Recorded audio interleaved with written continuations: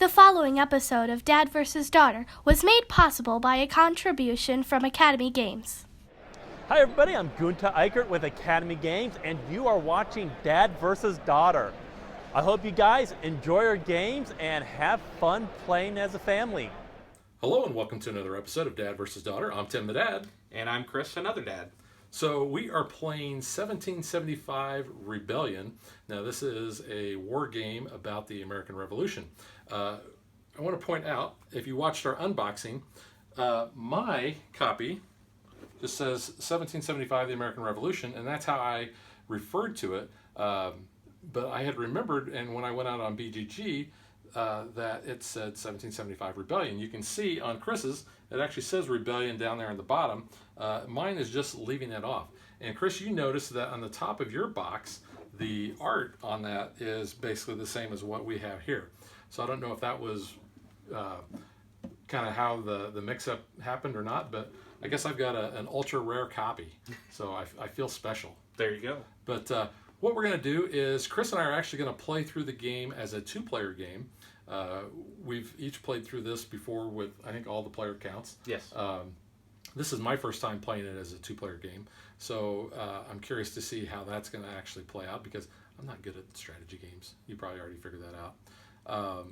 But we're going to play through it. We're going to show you how it's set up, and then we're going to give you our thoughts on it. But first, my friend Gunther from Academy Games is going to give an overview on how the game is played. So check it out.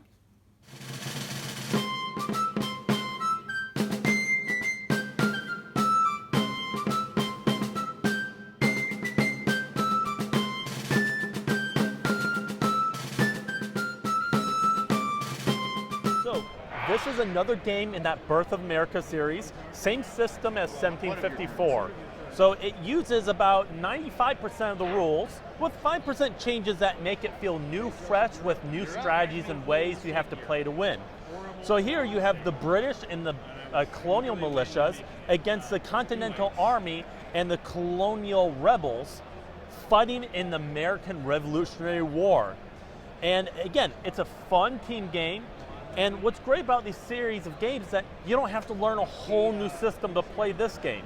It's, like I said, 95% of the rules, but unlike 1754, where you're trying to control individual forts and cities for victory points, in this game, you have to control whole colonies. And you control it when there are no enemy troops in that colony.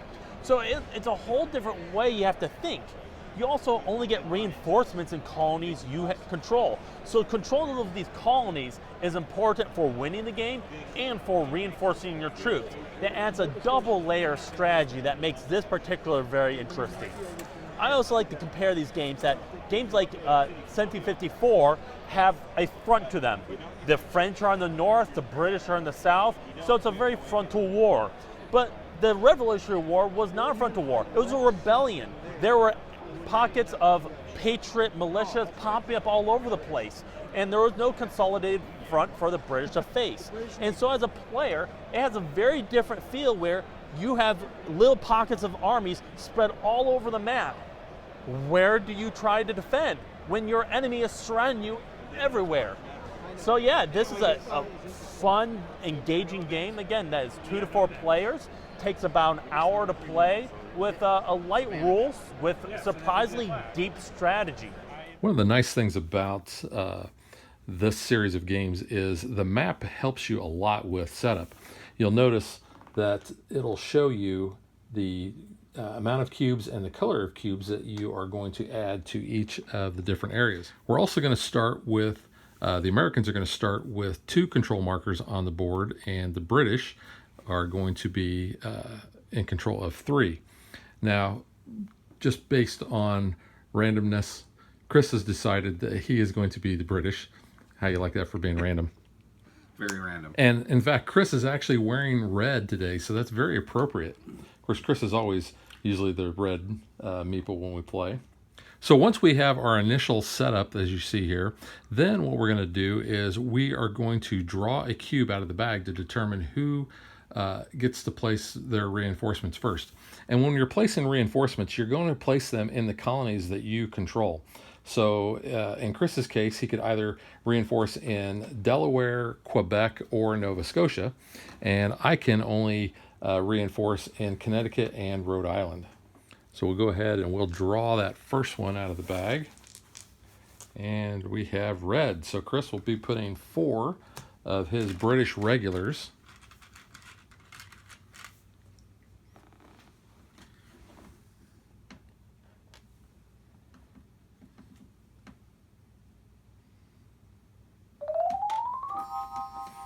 And then we'll draw another cube. And it is blue, so I will be putting out my Continental Army reinforcements.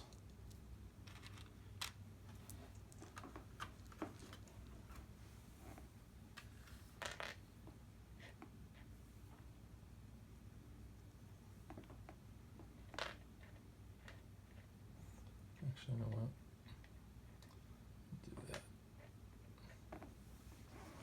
All right, and we'll pull another cube.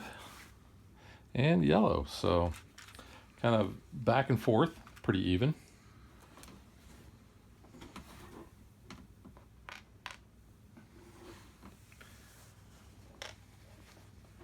And that only leaves the white cube for the Patriot Militia. Don't want you to get any concern there. Right.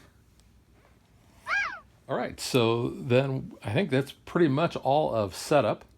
And what we'll do is we'll go ahead and we'll put all those cubes back in the bag. We're going to play a couple rounds, and then we will jump in and kind of show you how the game flows.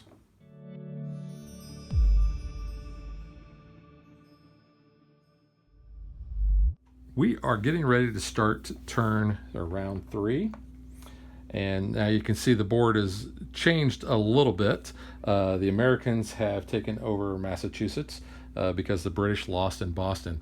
And I'd be remiss if I didn't point out that when that happened, I said, you know, Boston had a bunch of losers because my blue cubes, as in my St. Louis Blues, won the Stanley Cup in Boston. So apologize to all you Boston fans out there, but, you know, it is what it is. We've also got some movement down here in South Carolina. Chris has also bolstered his troops in Delaware and New Jersey. And we've had some movement on the water. Some Halifax troops have gone out. Some Massachusetts troops have gone out to different areas. And you can see we have a number of Native Americans and my troops that are in the fled unit area. Yeah, let's point out that there are no yellow troops there. Yeah, you did have quite a few. You had 4 of them, I think, and they came back in and they kind of they hurt us. We just had a major battle in upstate New York, so people wanting to get the ski resorts and the other stuff there, I guess. One of the things we didn't mention in the setup is we will have 3 cards for each of our factions, and we have to make sure that we have at least 1 movement card because you're required to move at least 1 army 1 spot. And then we also have event cards, and when those come up, we'll discuss those.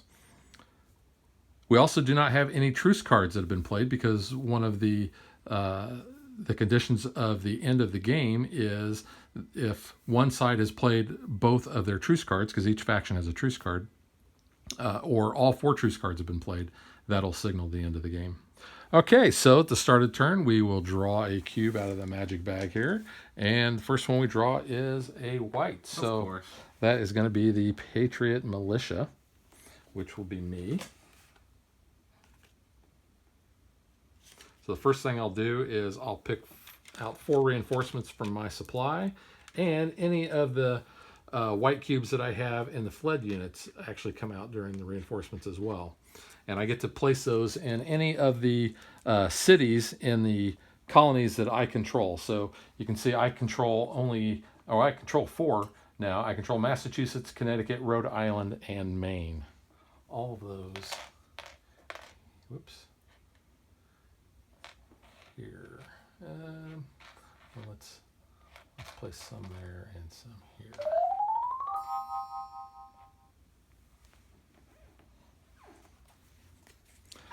Then I'll look at my hand of cards here and just determine what I want to play. All right, so I think I'm going to choose this card here. So that is going to allow me to move 3 armies up to 2 spaces. And an army is all of the cubes in one area, regardless of how many of your different colors that you have. So this could be one army, this could be one army, and even if I had any of the Native Americans, they would also be part of my army. So I'm going to move there. That's 1. And then I will move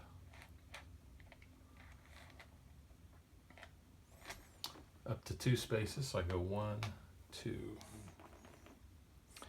And I can move 1 more army. And when you do move, if you encounter any enemy troops or Native Americans in that sector, then you must stop your movement. I think I'll move these guys over here. So we're going to have some battles going on here. Mm-hmm.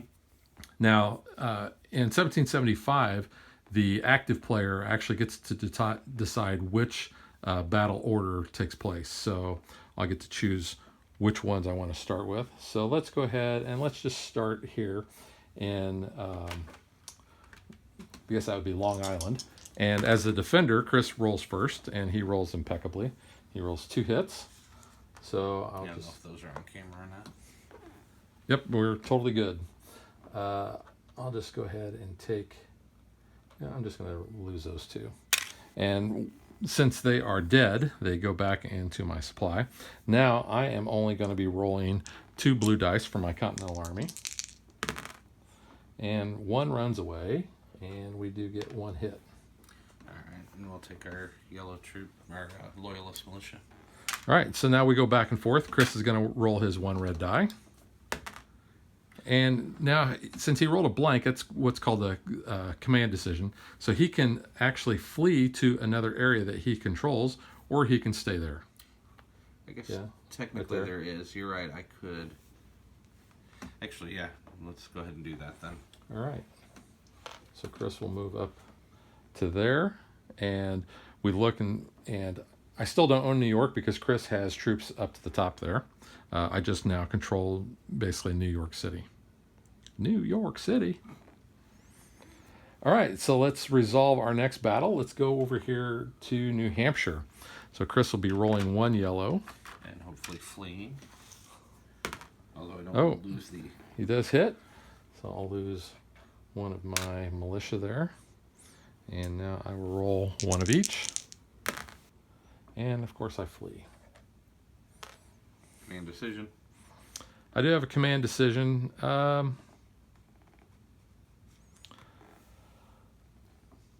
You know what? Let's battle it out. Mano a mano. I thought you'd want the colony. And Chris has a command decision, so... I tell you what, I hate giving the colony up, but I think I'm better off doing that. Okay.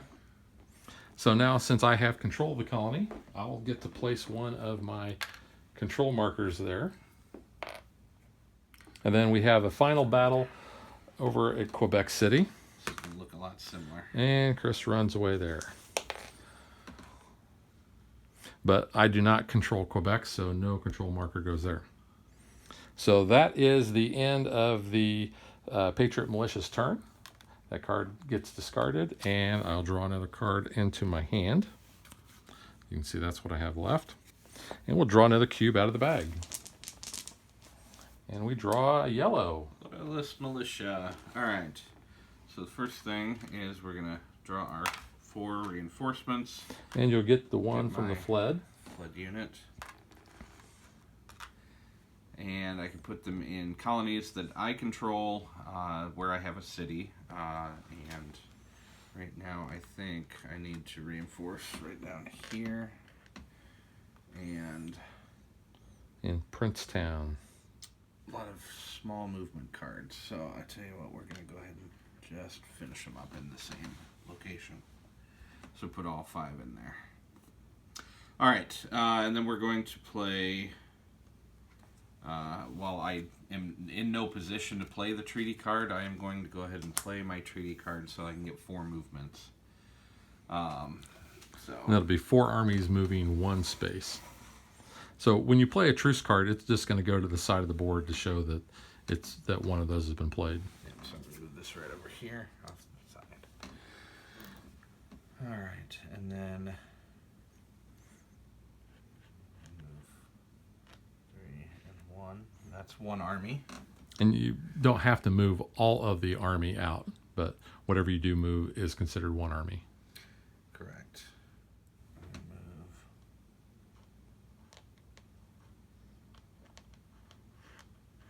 2 and 3. So creating 1 larger army there. And then I have 1 more. 4. So when I move across into an area that has only Native Americans there, when I move in, they align with my side for the time being. All right, so the attacker gets to choose battles. No battle, no battle. There's 1 here.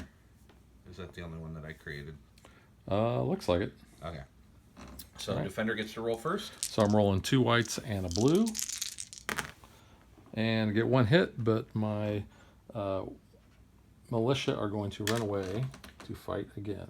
All right. And then I have 2 loyalists and 1 regular. Not So great. these 2 will run away, and my Continental Army guy gets killed. Not the best result, but we'll work with it.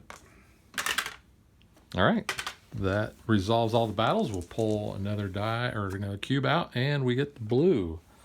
So the Continental Army. All right, well, the first card I'm going to play is the Colonel Lewis card. And what this says is I can add 2 Native Americans plus all the fled Native Americans to my reinforcements. So what that's going to allow me to do is get a bunch of the Native Americans on the map for my areas. So I'll take 2 from the supply, and I will also get 4 of my regular Continental Army. I get my 2 from my fled units and all of the Native Americans in the fled unit area. So I'm going to put these guys here in Hartford.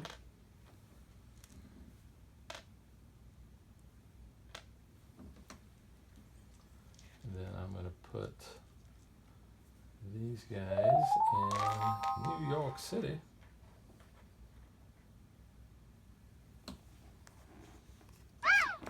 And then I'm going to play this movement card, which allows me to move 2 armies up to 2 spaces.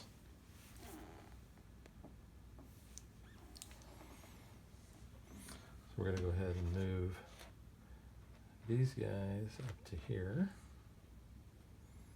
And these guys up into here.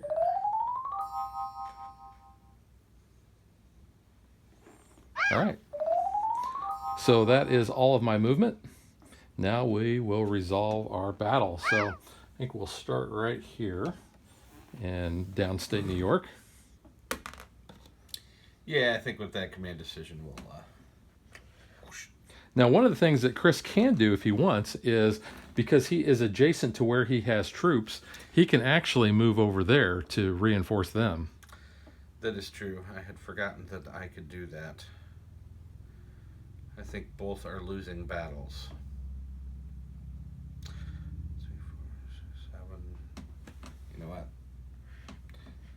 We're on the defensive to start with. Let's go ahead and at least increase the odds a bit. All right, so that is the only other battle that we have. So Chris will go ahead and roll his defense. And he will run away here, and he will cause 1 of the Native Americans to pass away. All right, so I will be rolling 2 blues and 2 of the green die. Chris, can you hand me the green there? Yeah, sure. Just one? 2, please. 2. Yeah, you've got 3 of them there. And we get 2 hits. So both of those will be returned to Chris. And because Chris no longer has control, but I don't either, that marker just simply comes off the board. All right, ready to pull the next one, which will be a red from Process of Elimination. All right, and with that, I do still control Delaware, so we're just going to dump all those in Delaware. And then we're going to play...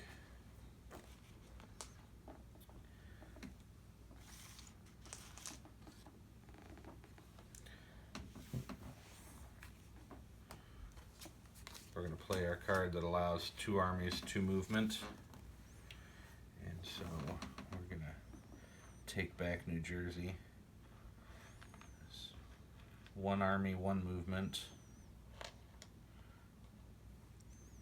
And 1 army, 1, 2 movement.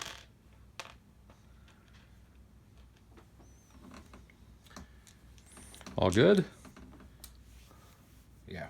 All right, so I will be rolling 2 blue and 2 green. And we get 1 hit and 3 command decisions. So Chris will decide which unit he wants to take out, and I am not fleeing.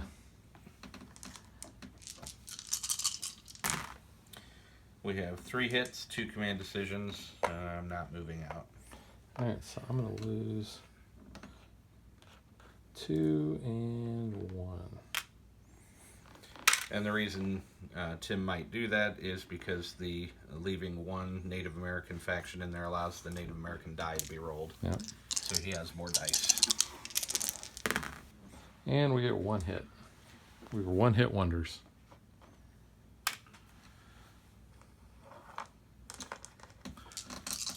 Not moving out.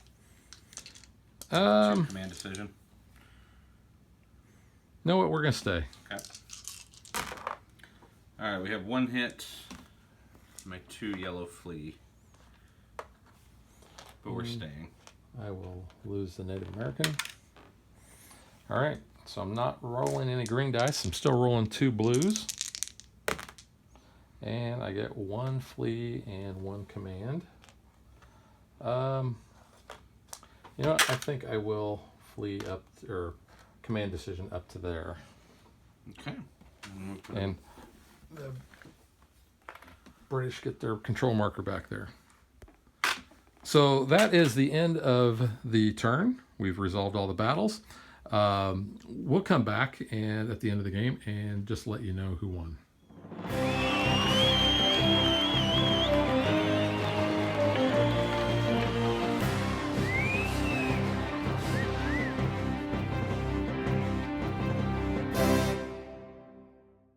So we went a full 5 turns in this, and this was a very back and forth game, which is just one of the cool things about this.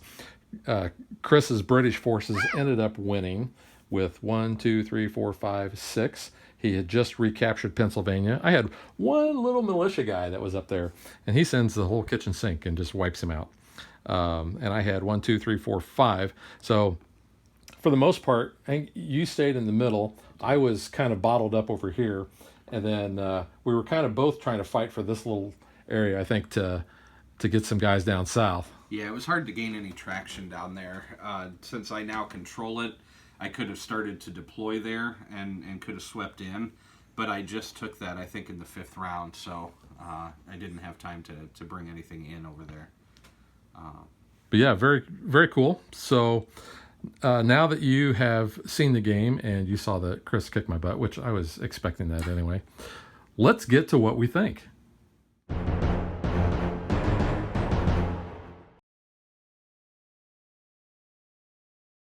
All right, Chris, since you were the victor, I give you the option. Would you like to go first? Sure, I'll go first. I like this series of games overall, and I think 1775 is probably my favorite. It's up there with 878, but I like the rebellion theme of the game.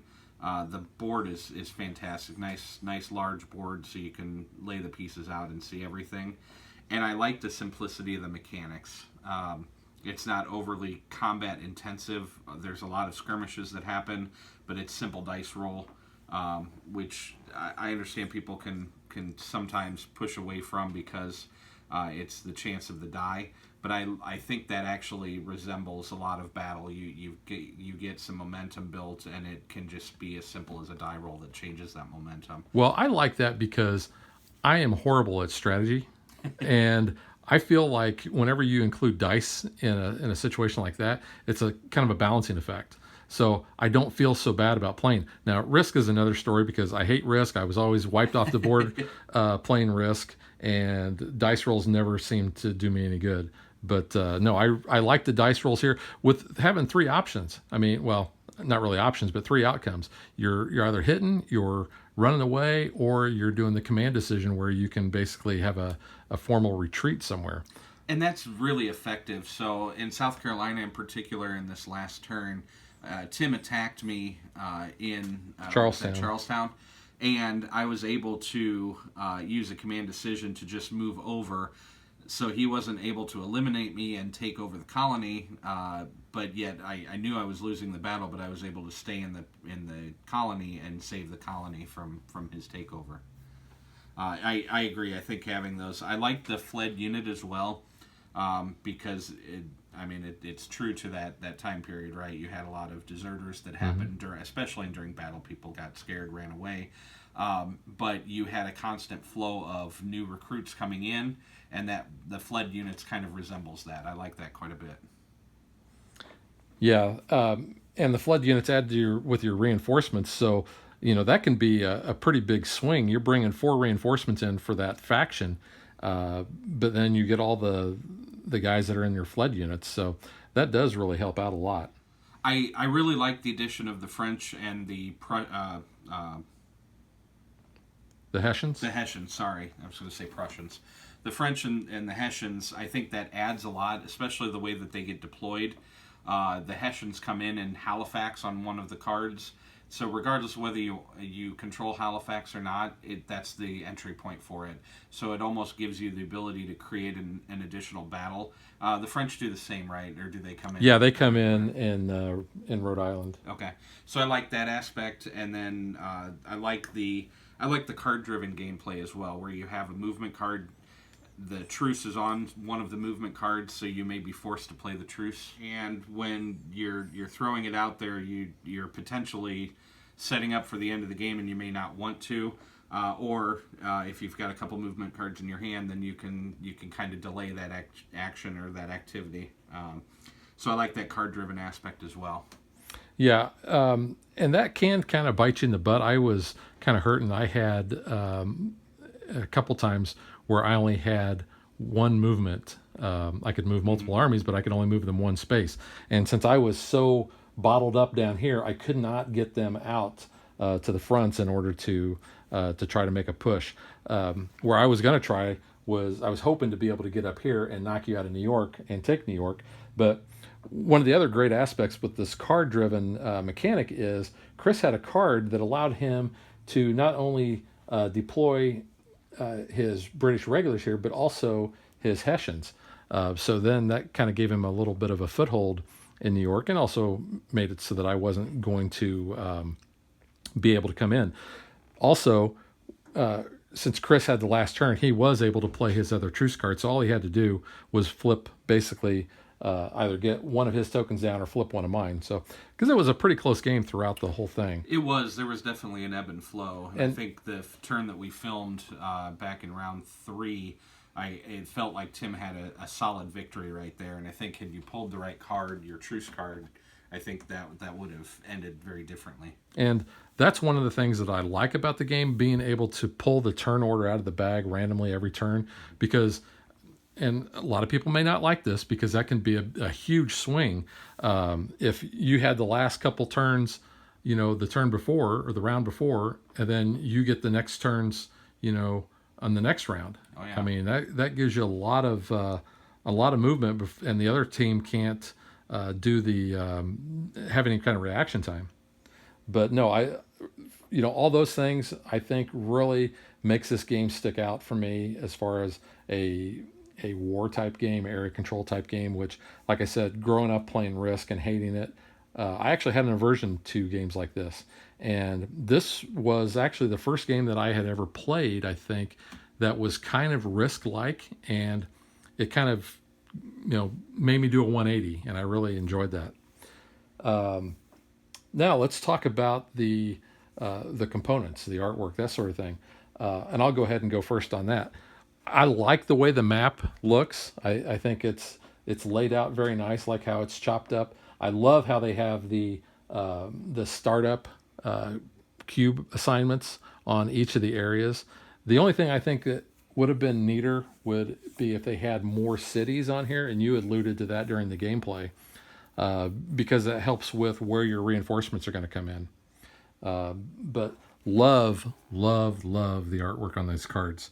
They just are really cool in my book. And I'm not really an art kind of guy, but everybody knows I like a good pirate game, and mainly because I love the look of the old ships, and so that really comes out in the artwork. And the same with the armies, showing the musket line there and having all the smoke. So I really enjoy that. Even the backs of the cards are really cool. I mean, you look at the Continental Army and the militia there, very similar, but really cool. Yeah, so things that I usually point out, the linen finish on the card, I like that. Since you're going to shuffle them and use them quite a bit, they're going to last quite a while. The dice are very nice. It's the larger size dice, probably 16 millimeter. But the icons on the dice are really clear. There's no question about what you're rolling and what the action means because of it. And you can see the distribution on the player aid there, so exactly what the faces are going to be, how many hits you're going to have versus how many runaways. And that's one of the other component pieces I really like to this, is that planning map that you get.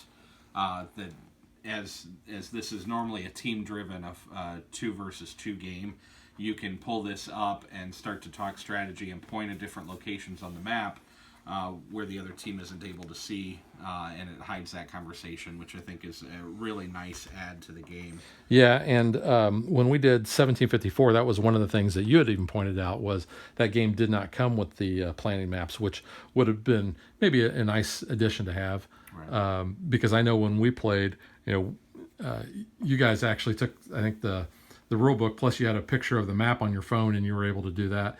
Not saying that's why you and James won. Spoilers if you haven't watched that one yet. But no, that is a really cool thing to have. And this is, it's thin, but it's, the artwork on that looks exactly like the board, than having the sequence of play, and the dice probabilities down at the bottom is really cool. It's also nice to be able to reference this, because sometimes the cubes cover up details like the cities and things like that. Having it on the map is really helpful. And then I think one of the biggest pieces from a component perspective are the trays. I think having those trays in the way that they're designed, so that everything you need is self-contained in there for a player. I think this is a fantastic way to do this. You can put your cubes there, your dice there, and then a slot really for the cards to kind of hold them in. And then the cards hold the cubes and everything in place. So even though I store mine vertically, everything stays in place with these. I think they've done a tremendous job. Yeah, this is a game, like I said, I've played it several times, and every time that I've played this game has been with Chris. I've played it with 4, I've played it with 3, and now we've played it with 2. I kind of like having a partner better, because, like I said, I'm not good at strategy, and sometimes that bolsters where my weakness is in playing games like this. But I thoroughly enjoyed playing this, mano a mano against you, knowing exactly how I was going to try to set up, the plays for each of my factions, knowing, of course, when you're playing teams, you can share the information, what the other person's cards are at, what they're going to be able to do, and you can kind of plan a little bit there. I think maybe with not having to have that conversation with your partner, maybe kind of speeds the game up a little bit. But at the same time, I was sitting there thinking, okay, where do I really want to deploy? And this game can be AP prone when it comes to doing that. The fact that you only have 3 cards in your hand really limits what your decisions are. Once you place your reinforcements down, and I think the reinforcement area is really the only AP part. Yeah, I think you're right. I think that, and potentially if you have 3 or 4 armies that you can move at a time, you may start to lay out too many scenarios in your head. But I agree. I like it best at 4. I'd absolutely play it at 2. One of the things that playing at 4 helps with a little bit is when it's, say, the Loyalist Militia, the yellow faction's turn, I can move armies even though they include my partner's pieces. But sometimes it's hard to remember that because you're playing both sides of that if it's the Loyalist Militia's turn, I can't just move the British regulars. So having a partner and being able to separate those pieces and know specifically who's controlling what definitely is a benefit. Yeah, and one of the things that we noticed, Chris actually has an older version of 1775, and I just got mine and it was a recent printing, but the rule book for mine has been updated, which is good because there's a certain aspect of the game that we were talking about earlier, talking about the truce cards, whereas in Chris's rule book it says that really you only need to have one faction's card One out from each of the 2 sides. Yeah, and here this actually spells it out a little bit more. The rule book itself, I think the print may be a little bit bigger in my version compared to yours. It's laid out a little bit different, but a lot of the stuff is still the same. But it's got really good print, good size print on there. Everything is laid out logically, and then of course in the back you've got your card clarifications there. You've got scenarios that you can play, which I have not actually done. Have you played any of the scenarios? I've done a couple, yeah. It changes a little bit, and mainly in setup, but since the gameplay is the same, I just usually go back to the main. And then this is something I also really like too, is the fact that they've included a historical overview and kind of tells you the history behind the actual history behind the game. And I'm a history buff, and I think I've said that before. I used to do Civil War reenacting, but I've always really liked reading about the American Revolution, especially Francis Marion, the Swamp Fox. Mm-hmm. There was an old Disney, I think it was in 1960, a miniseries. It was 8 episodes called The Swamp Fox. And Leslie Nielsen played Francis Marion. Now, this was before he was known for his comedic abilities. And one of the things that the Disney Channel did back in the late 80s when, like after Airplane had come out and then the Naked Gun movies and that series had hit TV, he was known, by most audiences or most younger audiences at the time as just being, a comedic actor. Whereas, back in the day, he was a very serious actor. And so I love that miniseries. Unfortunately, it's not available on DVD or Blu-ray. You can get, if you want to pay the money, back when Disney was releasing those Disney Treasure sets on DVD, they had episodes of The 9 Lives of El Fuego Baca. I think that was the name of that one. And then they only had 3 of the 8 episodes of The Swamp Fox, which was a little disappointing, but I think you can actually go out on YouTube. I think somebody has actually put all the episodes out there. But the episodes are only like 45, 50 minutes long, and they're really cool. And they really give you a flavor for what happened during that part in the American Revolution. Now, he was mainly down in the Carolinas, but it's very interesting. So if you have a desire to learn more, you might want to check that out. The cubes that we use for our units, they're just the standard wooden cubes, nothing wrong with that. The cardboard that we have for the tokens, they're double-sided. They're nice and thick. Whoops. But, the good images on those as well. All right, so that will wrap up our review of 1775. Now, if you're interested, you can stick around because I'm actually going to do our little segment that we call Movie and a Game.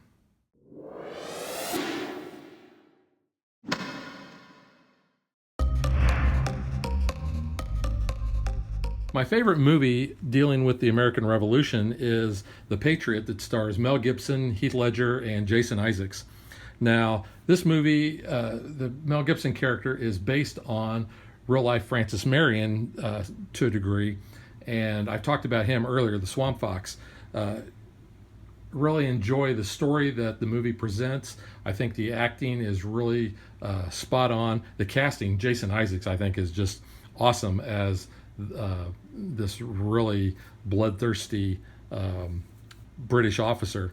And Mel Gibson does a great job as the leader, the reluctant leader, who basically puts together this ragtag group of men, hides out in the swamp, does all these different types of tactics that Francis Marion was known for.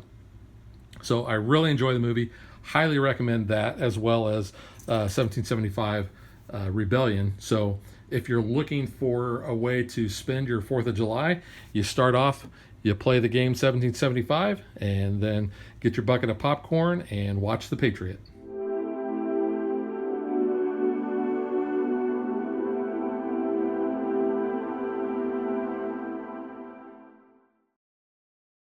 If you would like to support us, you can visit patreon.com/dadvdaughter.